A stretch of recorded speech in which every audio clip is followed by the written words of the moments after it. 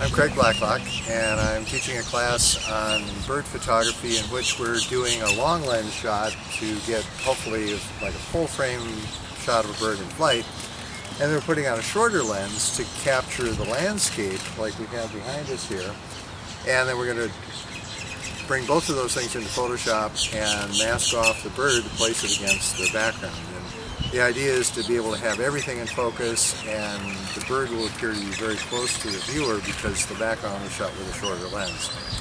So we have some students lined up here on the boardwalk. We're at Lakota Hatchie, and as you can see behind me here, we got wood storks and great egrets and great blue herons and ibis and all sorts of neat things. I've learned a lot shooting with Craig today. I learned how to set my camera to the right settings for the bright light that we have out. And I've learned how to mask different layers of Photoshop.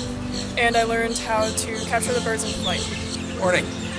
At any rate, I'm taking Craig's class. We're out here at Lakota Hatchie, and in the midst of all these spectacular birds. He's going to help us combine some photographs. I'm anxious to learn to work in layers and masks. Have a great time. Good people.